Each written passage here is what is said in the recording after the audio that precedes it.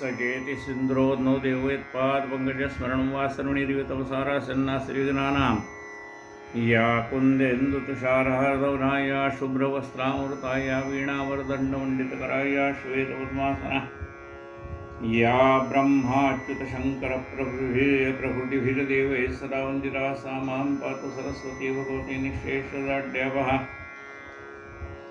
मूकं करोति वाचालं पङ्गुं लङ्घयतेर्यत्कृपातमहं वन्दे परमानन्दं माधवं नारायणं नमस्कृत्य नरं चैव नरोत्तमं देवी सरस्वती व्यासं ततो जयमुदीरये। वसुदेवसुतं देवं कंसचाणूरमर्दनं देवकी परमानन्दं कृष्णं वन्दे जगद्गुरुं गुरुर्ब्रह्मा गुरुर्विष्णु गुरुर्देवो महेश्वरः गुरुसाक्षात् परं ब्रह्म तस्मै श्री गुरुवे नमः। श्रोता वक्ता श्रीराम समर्थ जय जय रघुवीर। काल अशी आपली कथा चाललेली होती की काशीमध्ये प्रवचन चाललेलं होतं आणि त्या प्रवचनामध्ये संतांची लक्षणं सांगितली जात. त्यावेळेला त्या ठिकाणी केंदूरकर नावाचा ब्राह्मण होता. तो म्हणाला की आमच्या गावामध्ये एक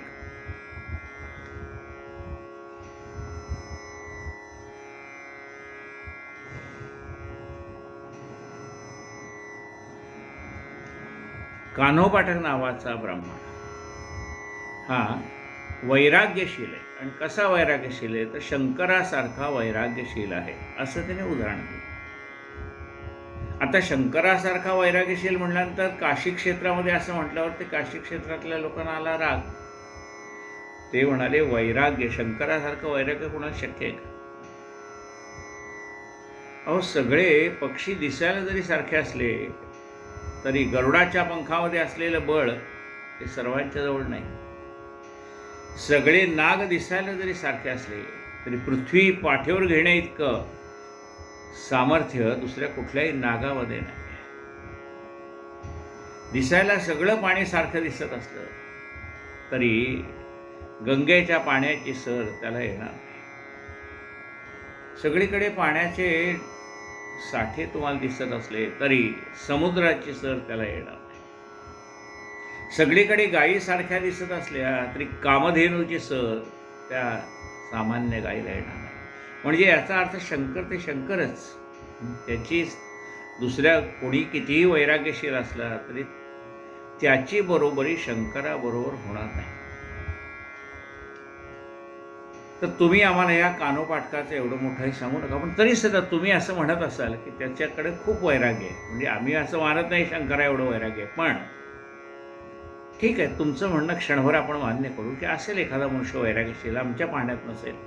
तर आपण त्या कान्होपाठकाला पाहायला तुमच्या गावात जाऊ किंवा जिथं पाठक राहतात त्या गावात जाऊ.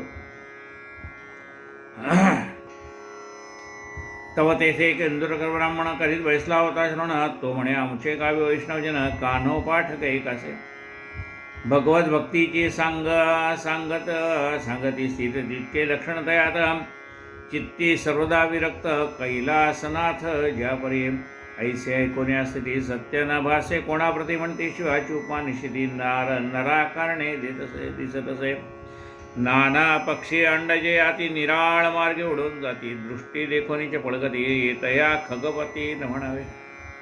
ओहोळ सरिता अपार वाहत असती उर्वर त्यांचे भागीरथी ऐसे नीर सर्वथा उत्तर न म्हणावे. बहुरंगी पाषाण असती सप्तरंगे लखलखती दृष्टीचे देखोनी आकृती परिसतया प्रती न म्हणावे. नाना अगाध सरोवर शुद्ध शीतळवरले नीर दृष्टी देखता विश्रांती थोरत तयासी समुद्र न म्हणावे. नाना नाग बहु अस वारुळी करती प्रवेश लंबायमान देखले दृष्टीचं तयासी शेष न म्हणावे. देखोनी मानवाची महिमा त्यासी शंकराची देता उपमा परिते सत्य न वाटे आम्हा ऐसे विचक्षण बोलले. तव त्यात एक पंडित ब्राह्मण चित्ती विस्मित झाला जाण म्हणे कान्होपाठकाची लक्षणं पाहो जावे दृष्टीसी. येथे ऐकली त्याची स्तुत कैसा हे भगवत भक्त म्हणती संसारी विरक्त हेची नवल वाटत असे. तिथे एक ब्राह्मण होता, त्याला या संतांच्या दर्शनाची ओढ होती. तो म्हणाला चला ना आपण पाहून तरी येऊ कसा आहे तो. प्रपंचामध्ये राहून शंकरासारखी विरक्ती त्याच्या मनामध्ये आहे असा तर आम्ही मनुष्य कधी ऐकला नाही. पाहूयात, तुम्ही म्हणता आपण जाऊन त्यांचं दर्शन घेऊ. भजनाकरिता निरंतर ज्याने सहाय्य केला ईश्वर, संकटी होय साक्षात्कार त्यासी पावे दृष्टीशी.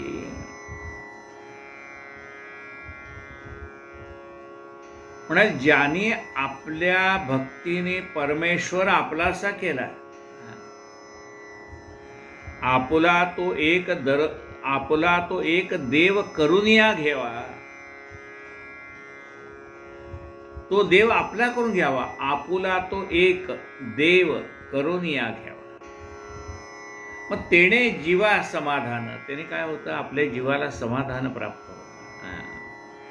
आणि म्हणून ज्याने असा परमात्मा आपलासा करून घेतलेला आहे त्या कान्होपाठकांचं दर्शन आपण घेऊया. त्यासी पाहावे दृष्टीसी, विप्र इच्छा धरून यायसी, सोडिले क्षेत्र वाराणसी, पंथक्रमित सायासी दक्षिण देशासी पातला. पाहूत म्हणाले आपण त्याचं दर्शन घेऊ. आपल्याकडे एवढं वैराग्य नाही हे आपण मान्य करतो, आपण तर प्रापंचिक माणसं आहे. पण असे कोणी संत असतील तर त्यांचं दर्शन घ्यायला काय हरकत आहे, आपण जाऊत म्हणाले. विप्र इच्छा धरून यायसी, सोडिले क्षेत्र वाराणसी, पंथक्रमित सायासी दक्षिण दिशेसी हे पातला. मग येऊनी केंदुरी सम्यक, लोकास पुसत स्वमुख येते सत्पुरुष कान्होपाठक आई असे एक ऐकले. केंदुरी गावात आला, ज्या ठिकाणी कान्होपाठक राहत होते त्या गावात. आणि त्या गावातल्या लोकांना विचारलं, अहो तुमच्या गावामध्ये एक संत राहतात, काय त्या संतांचं नाव आहे? कान्होपाठक, त्यांचं मला दर्शन घ्यायचं.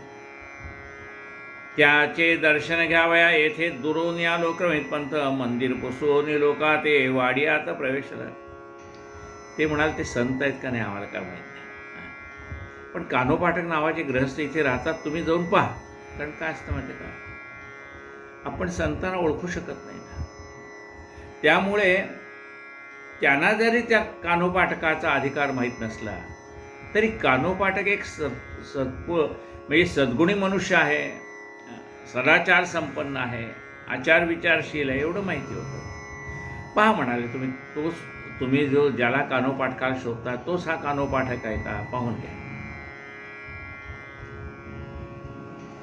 मंदिर पुसोनी लोका ते वाडियात प्रवेशला, तो नित्यनेम सारून सगळे गवसले होते कान्होपाठक.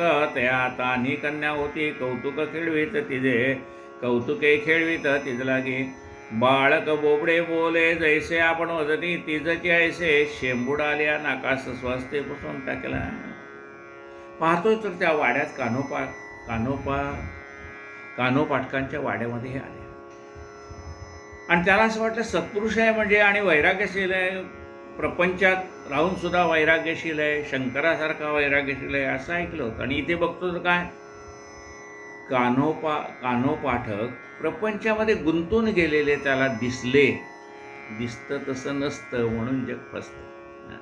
त्याला दिसलंय, काय दिसलंय, ते लहान मुलाला खेळवत होते. ते लहान मूल बोबडं बोलायचं, हे पण त्याच्यावर त्या लहान मुलासारखंच बोबडं बोलायचे.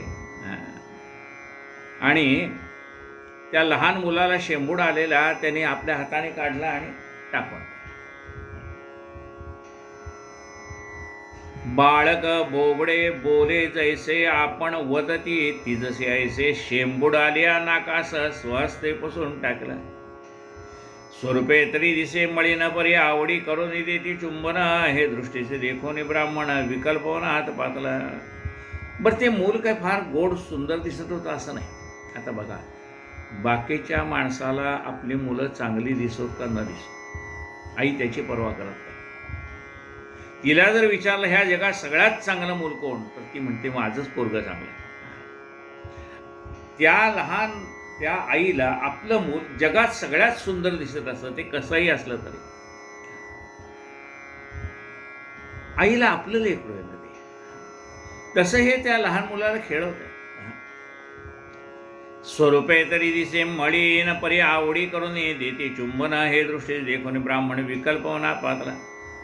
मग स्वमुखे पुसरा हे कानोपाठक तुम्हीच काय, ते म्हणते नामदेहे हेचे होय स्वामी. विचारलं का, म्हणाले कानोपाठक म्हणतात ते तुम्हीच का, केंदुरी गावात राहणारे. हो म्हणले, या देहाला कानोपाठक म्हणतात. कानोपाठक मी आहे का, नाही, या देहाला कानोपाठक. एक उत्तम असा नट होता. त्याने अनेक चित्रपटामध्ये विविध प्रकारच्या भूमिका केल्या. सज्जन माणसाची भूमिका केली होती, दुष्ट माणसाची भूमिका केली होती, म्हणजे म्हणाल तर कृष्णाची भूमिका केली होती, दुर्योधनाची भूमिका केली होती, कधी रावणाची भूमिका केली होती, कधी रामाची भूमिका केली होती, कधी खलनायकाची भूमिका केली होती, कधी नायकाची भूमिका, कधी शिपायाची भूमिका केली होती, कधी जज्जाची भूमिका केली, कधी वकिलाची. त्याने ज्या ज्या भूमिका केल्या होत्या ना, त्या सगळ्या भूमिकेचे फोटो भिंतीवर लावलेले होते. आणि मधोमध त्याचा स्वतःचा एक फोटो लावला होता. मग एक मित्र त्याला भेटायला आला, म्हणाले अहो तुम्ही एवढ्या सगळ्या भूमिका केल्या काय, मग तुम्ही नेमके कोण, म्हणजे तुम्ही जज्ज म्हणून भूमिका केली ते जज्ज तुम्ही का, तुम्ही खलनायक भूमिका म्हणून केली म्हणून ते खलनायक तुम्ही का. तो म्हणाला ह्या सगळ्या भूमिका आहेत, खरा मी हा मध्ये दिसतोय माझा फोटो तो मी खरा. आता हा काय व्यावहारिक गोष्ट झाली की आपण असंख्य भूमिका करतो. आपण करतो का नाही एकाच वेळेला असंख्य भूमिका. नुकतंच जन्मलेलं आईचं मूल तेही आपणच असतो. आपल्याला काहीतरी नाव ठेवतात, नामकरण विधी आपला होतो, मग त्या नावाला आपण ओ देतो. आणि मग आल्यानंतर असंख्य नाती आपल्याला जोडली जातात. आपण कोणाचे तरी नातू असतो, कोणाचा तरी भाचा असतो, कोणाचा तरी पुतण्या असतो, कोणाचा काही असतो, कोणाचा पणतू असतो, कोणाचा मुलगा असतो, अशा असंख्य नाते. आणि मोठे व्हाल तसतशी त्या अनेक भूमिका आपण करतो. आणि या सगळ्या भूमिका बनवल्यानंतर म्हणजे आपण प्रत्यक्ष आचरणात आणत असतो. यातले तुम्ही कोण, म्हणजे वडिलाचा मुलगा तुम्ही का तुमच्या मुलाचे वडील तुम्ही कोण आहेत नेमके, म्हणजे तुमचं ह्या संबंध नात्यात तुम्ही कोण. तर तो म्हणाला ही सगळी नाती नटवणारा हा माझा देह आहे, मी नाही, हा देह मी धारण केलेला आहे. कानोपाठक काय म्हणतात की इतकी सगळी भूमिका नटवणारा तुम्ही ज्याला कानोपाठक म्हणता तो ह्या देहाला म्हणतात, मला म्हणत नाहीत कानोपाठक. मी कसा आहे, निर्गुण निराकार आहे, चिदानंद रूप शिवोहम शिवोहम, मला नाव नाही काही नाही, पण मी हा देह धारण केलेला आहे. या देहाला कानोपाठक म्हणतात. जेव्हा गुहकांनी रामाला नौकेमध्ये बसवायचं ठरवलं तेव्हा त्याची आई आली आणि तिने विचारलं कोण रे तू. त्यांनी सांगितलं मी या देहाला दाशरथी राम म्हणतात. काय रामाचं वाक्य बघा, राम म्हणतात की या देहाला दाशरथी राम म्हणतात. का, अहो आत्ता मी हा राम अवतार घेतलाय, त्याच्या आधी मत्स्यकर्त्य वर सगळ्या असंख्य अवतार धारण केले, आता जो मी देह धारण केलाय या देहाला राम म्हणतात. तसं कानोपाठक काय म्हणतो, त्या आलेल्या माणसाचा प्रश्न काय, कानोपाठक तुम्हीच का. हा काय उत्तर देतोय, या देहाला कानोपाठक म्हणतात. लोक मला ह्या देहाला काय ओळखतात, कानोपाठक म्हणून ओळखतात. मी नाही असं म्हणले, मी असंख्य देह धारण केलेले आणि हा देह सोडला तर पुन्हा अनेक देह धारण करेन. वासांसी जीर्णानी यथा विहाय अन्यानी संयाते नवानी देही. याच्या आधीही मी अनेक, आत्ता मी हा कानोपाठक नावाचा देह मी जो धारण केला आहे, याच्या आधी असे असंख्य देह मी धारण केलेले. कालांतराने हा कानोपाठक नावाचा देह सुद्धा मी सोडून जाईन आणि नवीन कुठले तरी देह धारण करेन भगवंताच्या इच्छेप्रमाणे.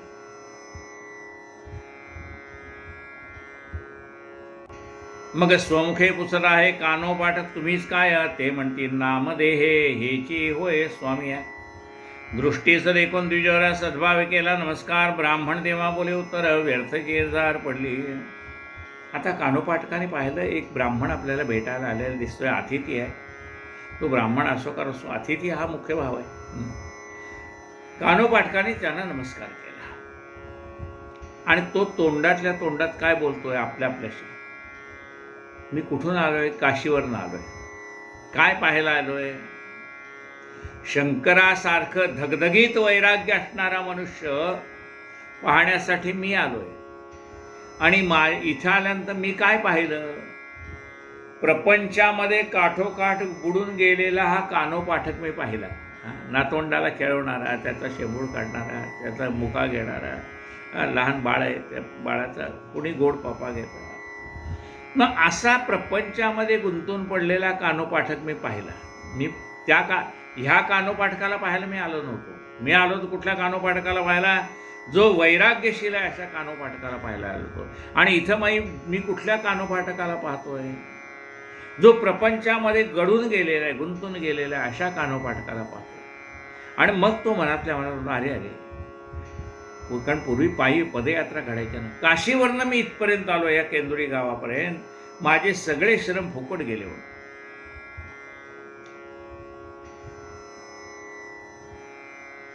मग स्वमुखे पुसराय कानोपाठक तुम्हीच काय? ते म्हणतील नाम देहे हेची होय स्वामी. दृष्टीस देखून द्विजर सद्भावी केला नमस्कार, ब्राह्मण देवा बोले उत्तर व्यर्थची एरझार पडली की. प्रेमळ भक्त म्हणून द्या त्याशी म्हणे काय बोलता चित्ताशी, एरझार पडली कैसी सांगितले आमासी भूदेवा. पण ते वाक्य कानोपाठकाने ऐकलं. कानोपाठक म्हणतात, का हो महाराज, आपण भूदेव आहात, पृथ्वीवरचे देव, प्रत्यक्ष सगुण रूपात दिसणारे तुम्ही देव आहात, भूदेव तुम्ही आहात.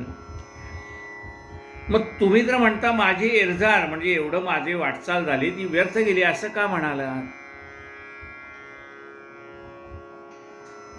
दृष्टी सदे द्विजर सद्भाव केला नमस्कार, ब्राह्मण देवा बोले उत्तर व्यर्थची एरझार पडली की. प्रेमळ भक्त म्हणून त्यासी म्हणे काय बोलता चित्तासी, एरझार पडली कैसी सांगितले आमासी भूदेवा. तुम्ही कवण कोठील ब्राह्मण येथे केले जे आगमन, कोठपर्यंत असे जाणं सकळ वर्तमान सांगावे. कानोपाठकांचा विचारलं, आपण कोण?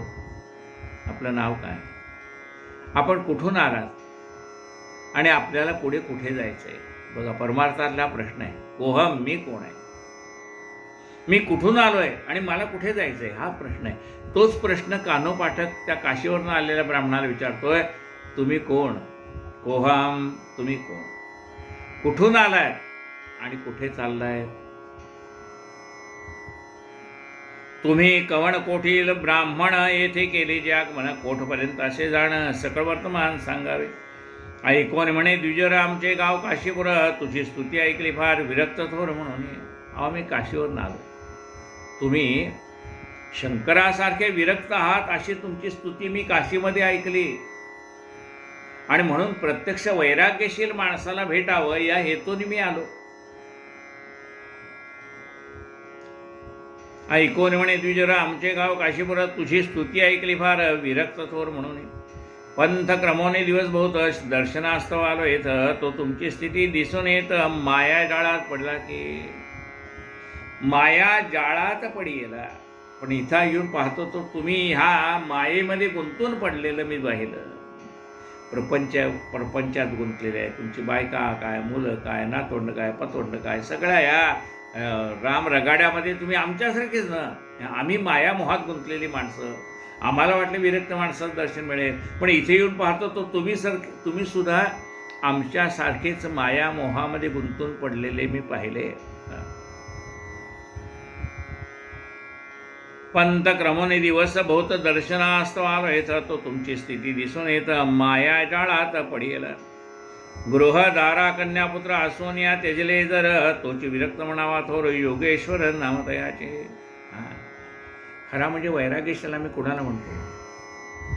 ज्याने आपल्या पत्नीचा, आपल्या मुलाबाळांचा, आपल्या सगळ्या प्रपंचाचा त्याग केलाय, घरादारावर तुळशीपत्र ठेवलंय आणि अंगावरच्या कपड्यानेशी जो बाहेर पडलाय घरातनं, त्याला आम्ही वैराग्यशील असं म्हणतो. आणि तुम्ही तर इथं तुमची बायको आहेत, मुलं आहेत, नातोंड आहेत, पतोंड आहेत, घरात सगळा म्हणजे गोकुळच भरलेलं आहे. तुम्ही नातवंडांना खेळवताना मी पाहिलं. मग तुमच्यात आणि आमच्यात फरक काय? आम्ही गुंतलोय प्रपंचात आणि तुम्ही प्रपंचात गुंतलेले आहे.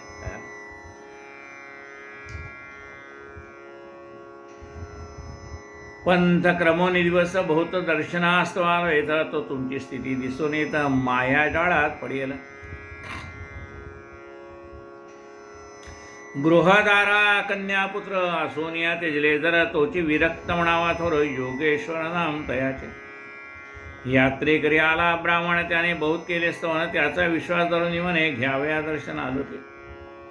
कल्पतरू आहे म्हणून 40 बैसावय आलो जाण, तो बाभिळीचा वृक्ष कठीण तळी काटे वन बहुतचे. अहो म्हणाले मी कल्पवृक्षाच्या भेटीसाठी आलो आणि बघतो काय बाभडीचं झाड भेटलं म्हणाले. हाती लागेल परीस गोमटा, त्यास यत्न केला मोठा, पाहो जाता पाषाण गोटा, काय अदृष्टा करावे. परीस शोधायला गेलो आणि हाताला दगडच लागला. काय म्हणले आमचं दुर्दैव आहे, त्याला काय करावं. सुधार साधेल म्हणून साधा लागला प्रयत्नी, तो दृष्टी देखले चिल्लर पाणी मग मज लागोनी देवीन झाले. प्रसन्न व्हाव्या नारायण या लागे केले अर्घ्यदान, तो पुढे खद्य होतो तू तेजेहीन दैवे करून देखला.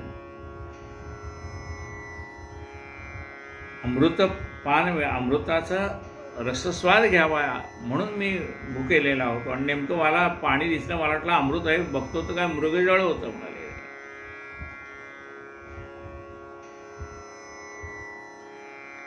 सूर्यनारायण प्रसन्न व्हावा म्हणून मी अर्घ्य देत होतो आणि माझ्या पुढे काजवा आला. उपयोग काय म्हणा.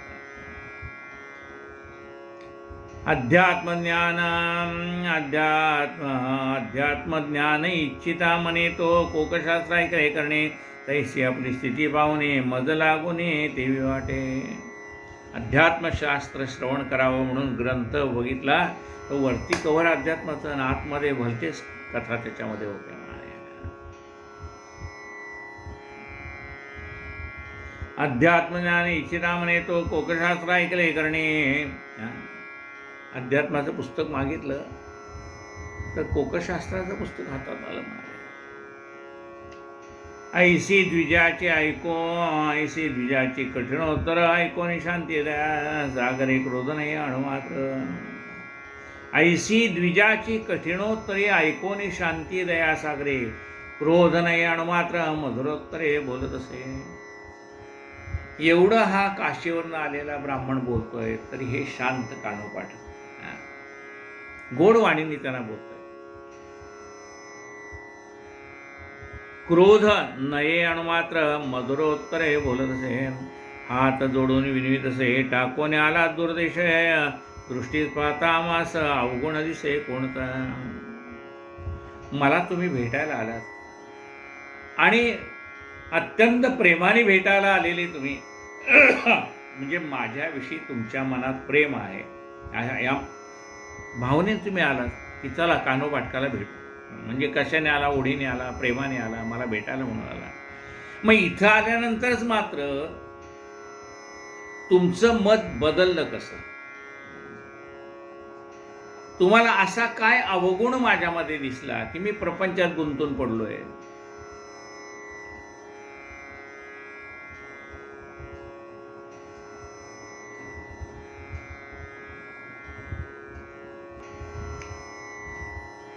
तो कृपा करून सांगितले आता विवेके त्या करीन मागुता. तुम्ही उदास न व्हावे सर्वता चरणी माथा ठेवते. तुम्ही सांगा माझ्यामध्ये एखादा अवगुण असेल. काही वेळा पुष्कळ वेळा असं होतं की आपले अवगुण आपल्याला दिसत नाही. कोणीतरी आपल्याला सांगावे लागतात आपले अवगुण आपल्याला दिसत नाही. कोणीतरी आपल्याला आपल्या अवगुण म्हणून असं म्हटलं की आपला मित्र असावा. मित्र काय करतो, तो परकड असतो. आपल्यात एखादा अवगुण असेल तर तो आपल्याला सांगतो, तोंडावर सांगतो, अरे हे तुझं चुकतंय बरं का, असं तो वागत जाऊ नकोस. म्हणजे आपल्यामध्ये काही चुकत असेल तर मग सांगणार कोण? आपला हितचिंतकच आपल्याला सांगेल की तू जे वागतोयस किंवा तू जे बोलतोयस ते बरोबर नाही. तसं म्हणाल तुम्ही सांगा, तुम्ही माझे हितचिंतक आहात असं मी समजतो. माझ्यात एखादा अवगुण असेल, परमार्थाच्या आड येत असेल तर मला सांगा.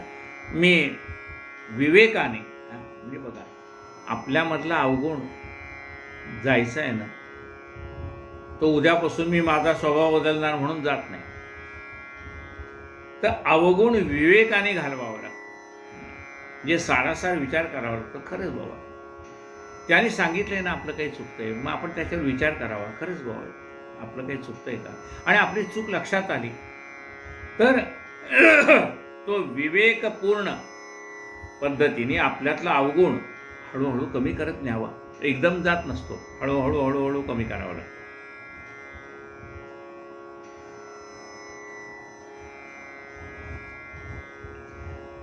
म्हणे कोणता अवगुण चित्ती तो मज प्रती सांगावा, ऐकून तिचे बोले वचन तुम्ही खेळवीत बसला ताने. स्वस्ते श्लेष्मा पुसोने देता चुंबन निजप्रती, तुम्ही संत भक्त प्रेमळ ऐसे लोक म्हणती सगळं, कासया पाहिजे माया डाळ त्याग तात्काळ करावा. अहो म्हणाल तुम्ही त्या नातोंडाला खेळवत बसलात, त्याला काय नाक त्याचं गळतं काय, तशात त्यात तुम्ही हाताने काढलं काय, त्याचा पुन्हा त्याचा गालाचा चुंबन काय घेताय बाळाच्या गालाचं. असा प्रपंचात गुंतलेला मनुष्य काय कामाचा आहे.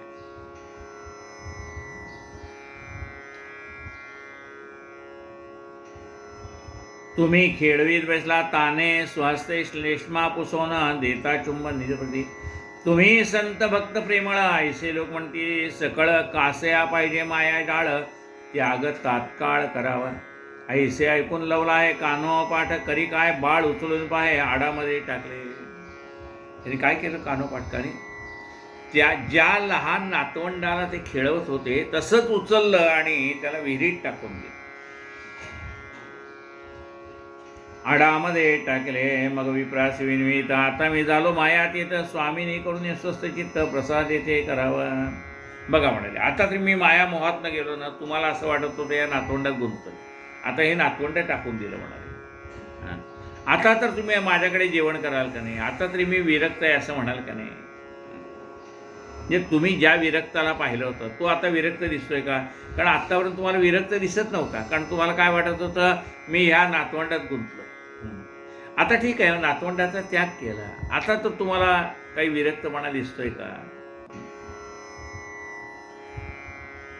मी स्वतःला विरक्त समजत नाही, मला जग समजतं, त्याला मी काय करू.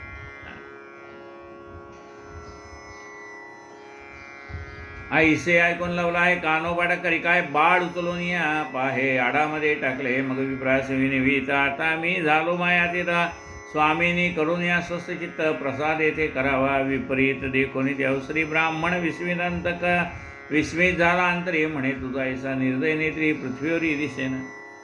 आता तर तो संतापला काशी झाले. अरे म्हणाले, असला निष्ठुर मनुष्य मी ह्या जगाच्या पृथ्वीच्या पाठीवर पाहिलं नाही. कुणी आपलं नातवंड म्हणले विहिरीत टाकतं का.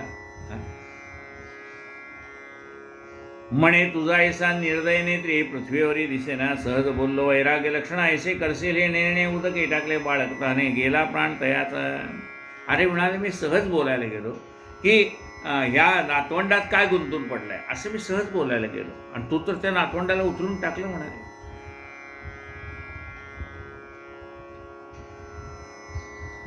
उदकी टाकले बाळक ताने, गेला प्राण तयाचा. मनात विचार करी विप्रमी येथे आलो नसतो जरा तरी, बाळ हत्या तोर इति मजवर कासया. आणि म्हटली, तो ब्राह्मण विचार करतो, काशीवरनं मी जर इथं आलोच नसतो तर आता ही बालहत्या माझ्या डोक्यावर पडली. म्हणले, जरी यांनी बाळक टाकलं असलं त्या विहिरीत, तरी मी बोलल्यामुळे टाकलं असं कारण झालं त्याला, आणि त्यामुळे म्हणाले ही बालहत्या माझ्या डोक्यावर पडते. मी इथे आलो नसतो जरा तरी, बालक हत्या थोर इति मजवर का सया. बोभाट करावा बाहेर इथे अवघेच गुप्ती मधुरे, जाव देव कैशापरे नाही उजगरी बोलावया. बरं म्हणाल, मी आरडाओरडा करीन, अरे याने कानोपाठकाने बाळ टाकलं विहिरीत, तर लोक मलाच म्हणतील तुम्ही कशाला बोलले, म्हणून तर त्यांनी टाकलं. पहावया आलो साधू संत तो येथे देखले, विपरीत माझं घडले महादुरित म्हणून चित्तात खेद करी. कानोपाठक म्हणे तयाशी तुम्ही उद्विग्न का मानसे, स्नान करून वेगेशी प्रसादाशी वैसावे. का म्हणाले, तुम्ही एवढे विचलित का झाला. आंघोळीला पाणी काढले, आंघोळ करा आणि जेवायला बसा. संकटी पडला द्विजर म्हणे उठवणे गेलो बाहेर, तरी नगरवासी लोक समोर आहो घेम दोरी कोपते. कानो पाटकाची कांता परम भावी पतिव्रता, जाणून पतीच्या मनोगता मोह ममता तीच नाही. कानो पाटकाची बायको शांत होती का? तिला आपल्या पतीचा अधिकार माहिती होता. देखत देखत बुडाले बाळ बरे किंचित न करे हळहळ, ब्राह्मण विस्मिते वेळ म्हणे वैराग्य प्रबळ पहियांचे. श्रेयाळ राजा सतधीर त्या शिवे मागारा, मांसाहार सांगोणा स्वस्ते वधिकुवर पैसा विचार झाला. हाही दृष्टांत तेने पुरे, शिवे मारविला त्याचा पुत्र. मी काही न बोलता उत्तर आडात पोर टाकले. कांता म्हणे द्विजाप्रती तुम्ही खेदन करावाचे, ते प्रसाद घ्यावा सत्वरगती पाक निष्पत्ती झाली असे. तुम्ही विन्मुख झाले क्षणी, तरी सत्वास होईलाने प्रपंच परमार्थ अंतरले दोन्ही आम्हास दिसून नये. तुम्ही जेवायला बसा. आता न जेवता गेला तर काय होईल? आमच्या प्रपंचाला हानी आमच्या परमार्थाला हानी पोहोचेल का? दारात आलेला अतिथी विन्मुख गेला, म्हणून तुम्ही न जेवता जाऊ नका, जेवण करून जा. तुम्ही विन्मुख झाले क्षणी, तरी सत्वाचे होईलाने प्रपंच परमार्थांतरले दोन्ही आम्हासी दिसून नये. ऐकून तयाचे करुणोत्तर संकटी पडला द्विजवर, मग स्नान करून सत्वर पात्रावरी बसला. देवास नैवेद्य दाखवून घर स्वामिनी वाडी अन्न, संकल्प सोडला कृष्णार्पण आपोषणे करावे. कानोपाटकास म्हणे विप्र लेकरू मारले नसे जरा, तरी मी संतोषी आचार जेवतो पोटभर ठाई. देवाला नैवेद्य झाला, कृष्णार्पण वस्तू असं सांगितलं आणि जेवायला सुरुवात करा म्हणून सांगितले. तो काशीचा ब्राह्मण म्हणतो, तुम्ही जर त्या मुलाला विहिरीत टाकलं नसतं तर मी जेवलो असतो, आनंदाने जेवलो असतो. तुम्ही कानोपाटका म्हणे विप्र लेकरू मारले नसते जर, तर मी संतोषाचा जेवतो पोटभर येठाई.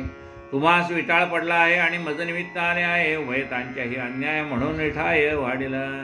आता तुमचं मूल मेल्यामुळे काय झालंय? तुम्हाला सूतक लागले. आता त्या सुटका असलेल्या माणसाचं अन्न घ्यायचं कसं? म्हणजे मलाही आता धर्मसंकट पडलंय. न जेवता मी गेलो तर तुम्हाला ते धर्मसंकट आहे. आता काय करावं? तुम्हास विटाळ पडला आहे पाहे आणि मज निमित्त आले आहे, उभयतांच्याही अन्याय म्हणून इठाय वाढीला. आणि त्यातनं त्या बालक हत्येला मी निमित्त झाल्यामुळे ते पापाचं तो पापाचा भार माझ्यावर पण आहे. परी सत्य सांगतो तुम्हासी भोजन नये रुचे, भोजन रुचे मध्ये बहुत संकट पडले, त्याचे मग देवास आठवते. बहुत संकट जाणून देवा श्रीहरीचा करते धावा. पंढरनाथा देवादिदेवा पाव केशवा लवलाय. बहुत भक्तांचे काजे तुवा केली, गरुडध्वज आता कैसे कळेल तुझं, तैसी लाज राखावी. मग कानोपाटकाने भगवंताची स्तुती केली. भगवंता, जे घडतं ते सर्व तुझ्या इच्छेने घडतं. देवा तूच आता काहीतरी लीला कर. बहुत भक्तांचे काजे तू केली, गरुडध्वज आता कैसे कळेल तुझं, तैसी लाज राखावी. हिरण्यकश्यपू दुराचार्य प्रल्हाद गांजला नानावरी, तुझा आठव करता अंतरी त्याशी श्रीहरी रक्षले. देवा तू जसं प्रल्हादाला रक्षण केलंस की नाही,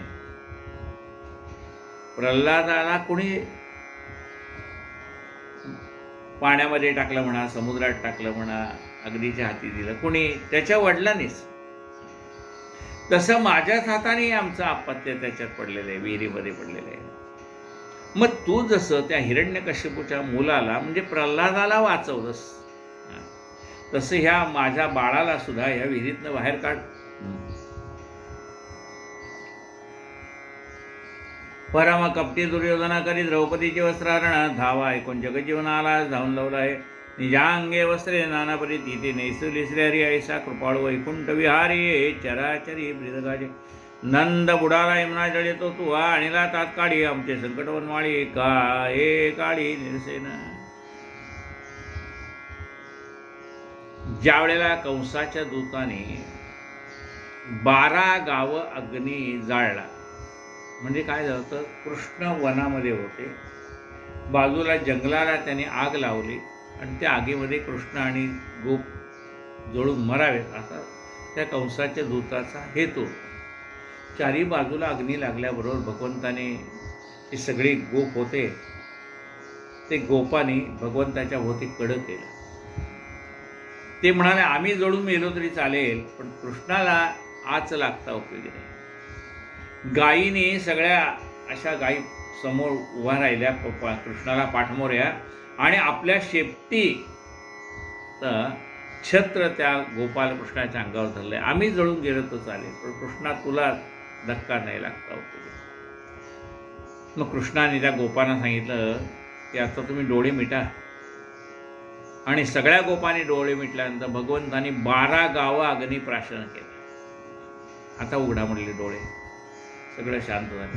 त्याच्या दुसऱ्या दिवशी पहाटे नंद यमुनेमध्ये, पहाटे लवकर, ती वरुणाची वेळ असते, चुकून त्याला रात्रीच जाग आली, त्याला वाटलं पहाट झालं म्हणून उठला आणि पाण्यामध्ये गेला. मग वरुणाच्या दूताने त्याला नेलं, म्हणजे तो पाण्यात बुडून लोकांचे समजूत मेला. कोण? नंद यशोदा. आपल्याला माहिती आहे कृष्ण कोणाकडे होता? नंद यशोदेकडे वाढला होता. त्या नंदाला नेलं वरुणाने. मग भगवंता तू त्या पाताळ लोकामध्ये जाऊन वरुणाकडून आपल्या वडिलाला म्हणजे नंदाला घेऊन परत आलास. नंद बुडाला यमुना जळी तो तुहा आणिला तात्काळी आमचे संकट वनमाळी काहे काळी निरसेना भीमास विष घालता जाणा तो गेला पाताळ होना तुझे कृपेने जगज्जीवना संकटे नाना निरसरे. कौरवाने भीमाला विष घातलं होतं, विषाचे लाडू घातले होते, आणि पुन्हा नागाने सर्पाने बांधून त्याला खाली टाकलं होतं, दोऱ्या बांधल्या होत्या अंगाला, दगड लावून खाली टाकलं होतं. मग इतकं त्याने केलं तरी देवा त्या संकटातनं तू भीमाचं रक्षण केलंस का नाही? भीमा असे विष घालता जाणा तो गेला पाताळ भुवना तुझे कृपेने जगज्जीवना संकटे नाना निरसते तू भयकृत भयनाशन ऐसे व्यास मुखीचे वचना ते असत्य नव्हे कदा जाण कीर्ती त्रिभुवने गात असे. देवा, व्यास महर्षीने विष्णू सहस्त्रनाम लिहिलेलं आहे.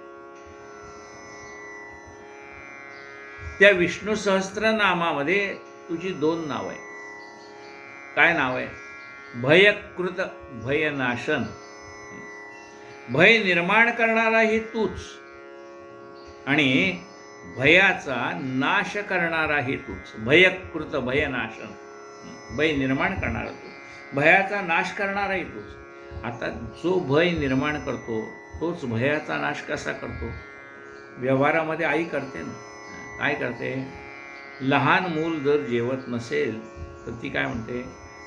शांतपणे जेववर का, नाही तर त्या बागुलबुवाच्या तावडीत तुला देईल. तो बागुलबुवा येईल आणि तुला घेऊन जाईल. ते लहान पोर घाबरत, त्याला वाटतं खरंच आईने जर आपल्याला त्या बागुलबुवाला दिले तर काय करायचं? आई नको बाई, त्या बागुलबुवाजवळ मला देऊ नको, मी जेवतो. आणि मग आई काय म्हणते? बागुलबुवा अरे माझ्या लेकराला काय करायचं नाही. नुसतं ती असं ॲक्टिंग करते, जा. त्या पोराला वाटतं बागुलबुवा आईच्या धाकाने पळून गेला आणि ते मूल जेवतं. आता विचार करा, भय कोणी निर्माण केले? लहान मुलांच्या मनामध्ये बागुलबुवाचं भय कोणी निर्माण केलं? आईनेच. आणि ते त्याच्या मनातलं भय काढून टाकलं कोणी? आईनेच. कसं? जा रे बागुलबुवा, आता मी इथं बसले, नाही तर काठीने मारेन तुला बघ. पुन्हा माझ्या मुलाला त्रास द्यायला यायचं नाही. आता माझा मुलगा शहाणा आहे, बघ जेवायला लागलाय.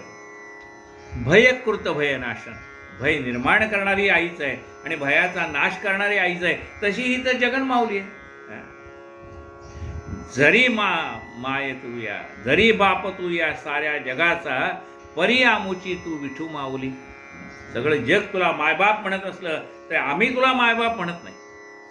परी आमुची तू विठू माऊली.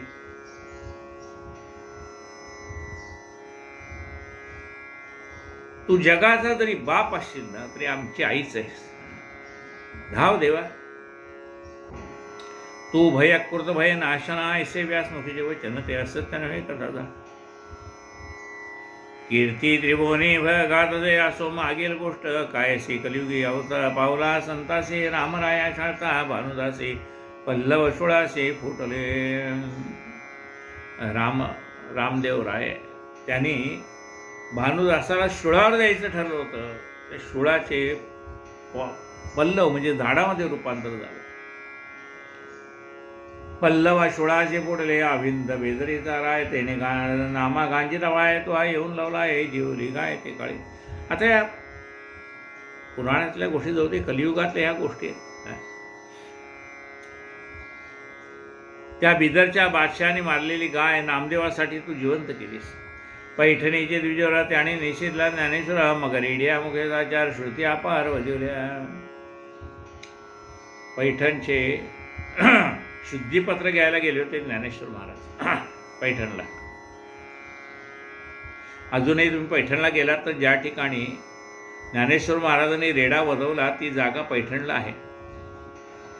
शालिवाहन शक असा पण म्हणतो. ते शालिवाहन शक निर्माण करणारा शालिवाहन राजाचा वाडा त्या ठिकाणी आहे. कुठे पैठणला गेलात तर पहा. श्रीखंड्याने भरलेली विहीर, पाणी भरत होतं ना श्रीखंड्या, त्या ज्या विहिरीमध्ये श्रीखंड्या पाणी भरत होता ती श्रीखंड्याची विहीर अजूनही नाथ महाराजांच्या वाड्यामध्ये आहे. अजूनही त्या ठिकाणी नाथषष्ठीला पाणी त्या विहिरीत टाकतात लोक कावडीने. पण कोणतरी एक असा जण येतो की तो आला की ती विहीर अजूनही भरून जाते. मग हे सगळं आपल्याला ह्या कलियुगात घडलेल्या घटना आहेत म्हणाले. रेड्यामुखी वेद बोलविला, गर्व द्विजांचा हरविला, शांती रूपे प्रगटला ज्ञानोबा माझा. पैठणीचे द्विजरा त्याने निषेधला ज्ञानेश्वरा मग रेड्यामुखेचा चार श्रुती अपार वधवल्या. दामाजी पंताजी उदार दुष्काळी लुटले, धान्य भांडार मगवणी विठो महार रसद भरेली. दामाजीची कोठी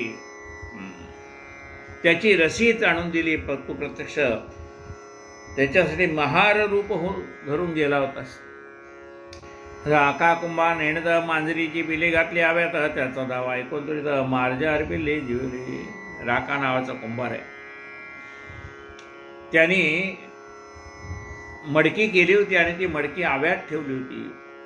पण एक मांजरी तिच्या भोवती आव्याभोवती फिरते पाहिल्यानंतर लक्षात आलं की या मांजरीची पिल्लं त्या आव्यात राहिली. चारी बाजूने आवाज तर पेटलेला आहे. आता काय करणार. त्याने भगवंताचा धावा केला की देवा ही मांजरीची पिल्लं त्याच्यात आहे ती वाचव. शेवटी 2-4 दिवसांनी आवाज शांत झाल्यानंतर ज्या मडक्यात ती पिल्लं होती मांजरीची ते मडकं कच्चंच राहिलं आणि ती पिल्लंही जिवंत राहिली. राका कुंभा नेणता मार्जर मांजरीची पिली घातली हव्यात, त्याचा धावा ऐकून तरी तर मार्जर पिली जिवली. ऐशी अपार तुझी ख्याती प्रेमळ भक्त कीर्तनी गाती, आम्हा असे पावे त्याच्या रीती कोणी पती पावे विठ्ठला. ऐसा कानोपाटकाचा धावा श्रवणद्वारे ऐकता देवा, म्हणे संकट पडले भक्त वैष्णवा घटी तमाव करावी. असा त्या भगवंताचा केलेला कानोपाटकाने केलेला भगवंताचा धावा भगवंताच्या कानावर गेला. भगवंत म्हणाले आता या कानोपाटकाची लाज आपल्याला राखायला पाहिजे, त्याच्या संकटामध्ये मदतीला जायला पाहिजे. तो नवल वर्तले त्या श्री कुपातून बाळका बाहेरी धावत येऊन हे श्री पिते शेजारी बैसले. तेवढ्यात त्या विहिरीतनं जे बाळक टाकलं होतं ते विहिरीतनं बाहेर आलं आणि धावत धावत येऊन त्यांनी कानोपाटकाला मिठी मारली. तो नवल वर्तले त्या श्री कुपातून बाळक बाहेरी धावत येऊन ते श्री पिते शेजारी बैसले.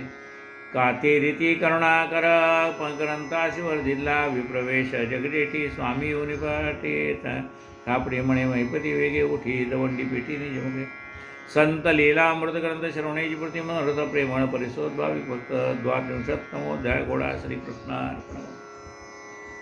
त्या काशीच्या ब्राह्मणाने पाहिलं की ते मेलेलं विहिरीत पडलेलं मूल पुन्हा जिवंत होऊन बाहेर आलं आणि मग त्यांनी कानोपाटकाचे पाय धरले. म्हणजे महाराज आपली लीला जशी कानाने ऐकली होती ती प्रत्यक्ष डोळ्यांनी पाहत आली. तुमच्यामुळे माझ्यावर म्हणजे माझ्याच बोलण्यामुळे माझ्यावर आलेलं बालहत्येचं पातकही नाहीसं झालं. ते बाळकही जिवंत झालं आणि आपला अधिकार मला कळला. संतांचा अधिकार हा मोठा आहे. आपल्यासारख्या सामान्य जीवाला संतांचा अधिकार काय करणार. पण संतांनी आपल्या भक्तीने तो परमात्मा आपलासा केलेला असतो असे संत कान्हो पाठक केंदूर गावचे. सद्गुरु गजानन महाराज की जय. संत लीला अमृत ग्रंथ श्रवणे स्मृतिमृत प्रेमळ प्रसोद्भावित द्वात्रिंशत्तमोऽध्याय घोडा. श्रीकृष्णार्पणमस्तु. कायेन वाचा मनसेन्द्रियर्वा बुद्ध्यात्मना वा प्रकृती स्वभावात् करोमि यद्यं सकलं परस्मै नारायणाय समर्पयामि. अच्युतं केशवं रामनारायणं कृष्णदामोदरं वासुदेवं हरि श्रीधरं माधवं गोपिकावल्लभं जानकीनायकं रामचन्द्रं भजे. हरे राम राम राम हरे हरे, हरे हरे कृष्णा हरे हरे कृष्णा कृष्णा कृष्णा हरे हरे, हरे राम राम राम हरे हरे, हरे हरे कृष्णा हरे हरे कृष्णा कृष्णा कृष्णा हरे हरे. सद्गुरु गजानन महाराज की जय. अनंत कोटि ब्रह्मांड नायक महाराजाधिराज योगिराज परब्रह्म सच्चिदानंद भक्त. आरती पंढरीश प्रभूची कमल जापती विठ्ठलाची. ठेविले चरण विटेवरती सावळी घनश्याममूर्ती. गळ्यामध्ये पुष्पहार रुळती फुले त्यावरी वैजयंती. लाजला पंचबाण जासी लाजला पंचबाण जासी. असे ते वचन कमल समनयन रतन. कान पाहताची उभी माय अनाथांची. आरती पंढरीश प्रभूची कमल जापती विठ्ठलाची. कटिला पीतांबर कटिला कस्तुरी तिलक भव्य बाला. नितीना बिरगुलाला दर्शना संत संगता. जल्लरी टाळ वाजताना जल्लरी टाळ वाजताना नाचती भक्त प्रेम अत्यंत. चित्त हरी पायी गुंतले चित्त हरी पायी गणोला पावविटाबाई. आरती पंढरीश प्रभूची कमल जापती विठ्ठलाची. सद्गुरु गजानन महाराज की जय. कुंडलिक वरदा हरी विठ्ठल. श्री ज्ञानदेव तुकाराम पंढरीनाथ भगवान की जय. माऊली ज्ञानेश्वर महाराज की जय. जगद्गुरु संत तुकाराम महाराज की जय. जय रघुवीर समर्थ.